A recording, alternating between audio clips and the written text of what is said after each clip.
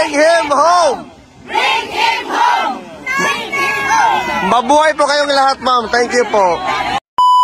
So God, it's your goodness is running after us, oh God. Thank you, Father God, that you go before us, oh Lord. Thank you for each everyone, Lord God, that Lord, we are here again today, Father God, and we thank you for this beautiful and wonderful day, oh Father God. We are so grateful, oh God, for everything that you have done in our life, Father God. Thank you, Lord God. Lord, as we are gathered here this afternoon, Father God, once again, oh Father God, it's every one of us is asking you, oh Father God, for our Tatay Digong safetyness, oh God. Father, we lift up our Tatay Digong this afternoon once again, Father God, that Lord, you will be with him in everything that he is, what he is planning right now, what he is doing right now, Father God. We ask you, Father God, to touch him, oh God, for everything, oh Lord God, lalo na Lord sa kanyang kalusugan, Panginoon. Hipuin mo po ang kanyang isipan, ang kanyang katawan, Panginoon, Father God. Be with him, oh Father God. Oh hallelujah, Jesus, Lord. Be your guiding angels be upon him, Father God. Lord, we thank you, Jesus, oh God, because alam namin, Panginoon, na hindi mo po siya pababayaan, oh God. Alam namin, Panginoon, that you have a plan for him, that you planted all the goodness in his life, Father God. You just making him more stronger, Father God, and we claim all the victory, oh Father God, because the victory is always yours, Father God. Alam namin, Panginoon, lahat ng planong ito, Panginoon, ay iyo na pong nakakaplan sa buhay ng aming Tatay Digong, Panginoon. Lord, we're claiming for the victory, oh God, that Lord, Tatay Digong will be sent back home in the Philippines, Lord. We claim it in the name of Jesus, oh Father God. Lord, tinataas namin, Lord, ang lahat ng team ng Tatay Digong namin, Panginoon, na bigyan mo po sila ng wisdom, oh Lord. Bigyan mo po sila ng kalakasan, oh Lord, ng bawat isa sa kanila, Panginoon, that they will do the right thing for our Tatay Digong, Panginoon. Amen, Lord, salamat, oh Lord God. Kasi alam namin, Lord, kahit nag-iisa si Tatay Digong dyan, oh Lord God, but you, Lord, you are with him, Lord. Lagi mo po siyang sinasamahan, Panginoon. Lagi mo po siya binibigyan, oh Lord God, ng tamang pag-iisip at ang kanyang peace of mind, Lord God. Alam namin, Lord, na may tiwala siya sa iyo at humihingi at tumatawag siya sa iyo, Panginoon. Tinataas namin, oh Lord God, that for this very moment, oh Lord God, ikaw po ang kanyang sandalan, Panginoon. Alam namin, Lord, na hindi mo po siya bibigoin, Lord, sa lahat ng kanyang kahilingan, Panginoon. Salamat, Panginoon, kasi alam namin, Lord, ikaw at ikaw lamang, Lord, ang may karapatan sa buhay ng Tatay Digong namin, Panginoon. Kaya, Lord, tinataas namin lahat ng ito, Panginoon, na hindi mo po siya pababayaan, Lord God. Lalo na po, Lord, ang kanyang kalusugan, Panginoon. Huwag mo po siyang pababayaan, Lord God. Ang kanyang kaisipan, Panginoon, give him the peace, O Lord God, the inner peace that from you, O Lord God. Thank you, Jesus. We thank you and we glorify you, O Lord God, because, Lord, ikaw naman, Lord, ang may karapatan at kapangyarihan, O God, na magbigay sa kanya nito, Lord God. Huwag mo po siyang pabayaan, Panginoon. Salamat, Lord God, that we can rely on you, Father God.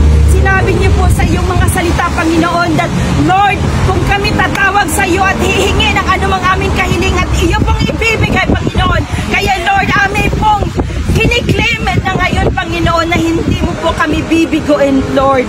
Salamat, Lord, that you will never leave us nor forsake us, O God. Na kaya po pinangahawakan po namin ang lahat ng iyon, Lord God. Ikaw lamang, Lord, ang aming karamay sa bawat kalungkutan, sa bawat kadiliman ng aming buhay, Lord. Palagi mo po kaming binibigyan ng liwanag, O Lord. Salamat po sa mga yon, Lord God. Lord, ganun din po, Lord, tinataas namin ang kanyang mga pamilya, Panginoon, that Inday Sara is going to celebrate her birthday, O Lord God.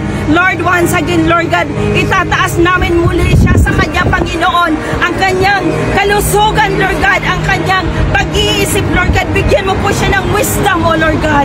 Huwag mo po siyang pababayaan, Panginoon. Balutin mo po siya, Lord, ng banal na espiritu, Panginoon. Lord, ikaw at ikaw lamang, Lord God, ang gumabay sa kanya, Panginoon.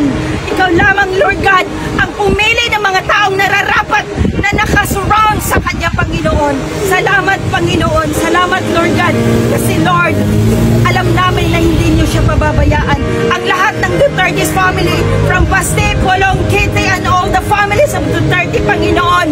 Lord, likumin mo ang bawat isa sa pagkakaisa, O Lord God, sa pagmamahal mo, Panginoon. Salamat, O Diyos. Alam namin sa panahong ito, Panginoon, na hindi po sila nagkukubli sa pagtawag at paghumingi ng tulong sa iyo, Panginoon. Salamat, Lord God, sa mga biyayang pinagkaloob mo sa bawat isa, Panginoon. Lord, nawa, Lord, ang aming mga panalangin, Lord, at tingin mo ang aming panalangin bawat isa, Panginoon. Salamat, Holy Spirit. Salamat. Salamat, Almighty. Salamat, Abba Father, that you are so good in everyone's life, Lord God. Lord, thank you, Jesus. Thank you, Lord, because I know, Lord, that we are all victorious because you are with us. Amen. Lord, we glorify your name. We glorify and we praise you. In Jesus' name we pray. Amen. Amen! Mabuhay si Tatay Digong! Mabuhay! Pilipinas! Mabuhay! Mabuhay tayong lahat! Mabuhay! Hep hep! Hello everyone, I just wanted to share a very emotional encounter with one of the millions of supporters ni former President Rodrigo Roa Duterte and now the Mayor of Davao City. Yesterday, she was with us since day one kasi nga, I remember vividly during March 12 dito sa labas ng ICC Detention Facility, nag-aantay po kami sa moment na papapasukin na si Tatay Digong. Nung panahon po na iyon, kami po ay tumatakbo from one location to another. It just so happened when she was telling me na during that moment, na-stroke daw siya. And then, I was very emotional because even with a medical condition, she was there because she felt very, very sad, even to a point na devastated talaga siya sa nangyari kay Tatay Digong.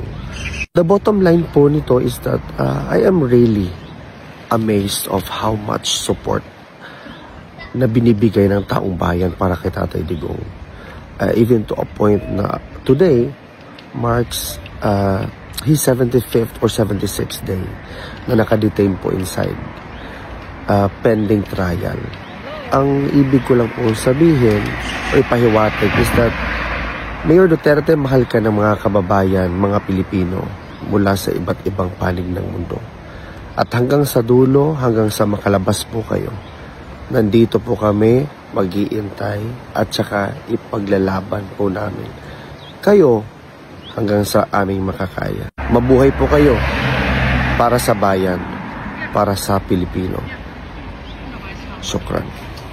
Ayan, Tatay Digong! Bring him home! Bring him home! Bring him home! Bring him home! Bring him home! Mabuhay si Tatay Digong! Mabuhay!